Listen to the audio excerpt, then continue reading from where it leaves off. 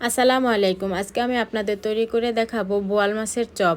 ছোট থেকে বড় সবাই এই চপটি খেতে খুবই পছন্দ করবে। চপটি তৈরি করার জন্য বোয়াল মাছগুলো খুব ভালো করে ধুয়ে নিয়েছি। চুলায় একটি পাত্র বসিয়ে এর মধ্যে পানি দিয়ে তারপরে পানির মধ্যে মাছগুলো দিয়ে দিব। তারপরে দিয়ে দিব লেবুর ফালি, হলুদের গুঁড়া আর লবণ দিয়ে খুব ভালো করে মাছগুলো এখন সেদ্ধ করে নিব। আর এই মাছগুলো এখানে সেদ্ধ হতে থাক আর আমি একটি মশলা তৈরি করে নিব। এজন্য নিয়েছি দারচিনি, এলাচ, লবঙ্গ, তেজপাতা, জিরা, ধনিয়া, মৌরি আর 2টা শুকনো মরিচ। এখন এগুলো শুকনো খোলায় ভেজে তারপরে গুঁড়া করে নিব। আর এই তো মাছগুলো সেদ্ধ করা হয়ে গেছে, নামিয়েও নিয়েছি। এখন মাছগুলো খুব ভালো করে বেছে নিব। এই তো মাছের উপরে চামড়াগুলো বেছে নিচ্ছি। এখন কাঁটাগুলোও বেছে নিব। কাঁটাগুলো খুব ভালো করে বাছতে হবে যাতে কাঁটাগুলো না থাকে। আর এই তো মাছগুলো বাছা হয়ে গেছে। এখন চুলায় একটি কড়াই বসিয়ে এর মধ্যে পরিমাণ মতো একটু তেল দিয়ে দিব রসুন কুচি। এখানে আমি রসুন কুচি, কাঁচামরিচ কুচি আর বোম্বাই মরিচ কুচি নিয়েছি, এগুলো পরে দিব। প্রথমে দিয়ে দিব রসুন কুচি। রসুনটা হালকা একটু ভেজে তারপরে দিয়ে দিব এর মধ্যে পেঁয়াজ কুচি, কাঁচামরিচ কুচি আর বোম্বাই মরিচ কুচি। এই বোম্বাই মরিচটা দিলে চপটা খেতে ভীষণ মজা হয়। বোম্বাই মরিচের একটা ফ্লেভার আসে, মুখে দিলে খুবই ভালো লাগে। হালকা একটু ভেজে এর মধ্যে দিয়ে দিব আদা বাটা। আদা বাটাও পেঁয়াজের সাথে খুব ভালো করে ভেজে তারপরে বেছে রাখা মাছগুলো দিয়ে দিব। মাছগুলো দিয়ে দিব আলুগুলো আগে থেকে সেদ্ধ করে নিয়েছিলাম। এখন হাত দিয়ে আধা ভাঙ্গা করে এর মধ্যে দিয়ে মাছের সাথে খুব ভালো করে মিশিয়ে নিব।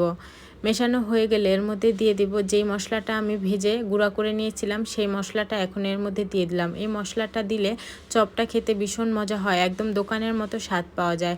তারপরে দিয়ে দিলাম পরিমাণ মতো লবণ আর ধনিয়া পাতা। এখন সবগুলো খুব ভালো করে মিশিয়ে নামিয়ে ফেলবো চুলা থেকে। আর এই তো নামিয়ে নিয়েছি একটা বাটিতে। এখন চপগুলো বানিয়ে নিব। বানানোর আগে একটা ব্যাটার তৈরি করে নিব।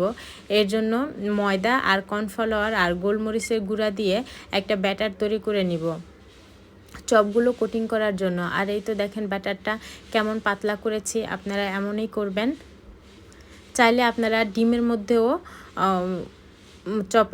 চপগুলো কোটিং করতে পারেন। আর এই তো একটা চপ বানিয়ে নিয়েছি। এখন ব্যাটারের মধ্যে দিয়ে আমি ব্রেডক্রাম্বসের মধ্যে কোটিং করে নিব। আর এখানে আমি ব্রেডক্রাম্বস নিয়েছি বিস্কিটের গুঁড়া। আপনারা চাইলে ব্রেডক্রাম্বস দিয়েও কোটিং করে নিতে পারবেন, আবার বিস্কিটের গুঁড়াও দিয়ে করতে পারবেন। আর এখানে এই তো আমি বিস্কিটের গুঁড়া দিয়ে কোটিংটা করে নিলাম।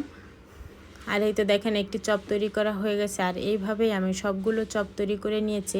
আর চপের শেপটা আমি আমার পছন্দ মতো দিয়েছি, আপনারা আপনাদের পছন্দ মতো দিতে পারেন। আগে থেকে তেল গরম করতে দিয়েছিলাম। এখন চপগুলো একটা একটা করে দিয়ে দিব। দিয়ে এখন উল্টে পাল্টে খুব ভালো করে ভেজে নিব।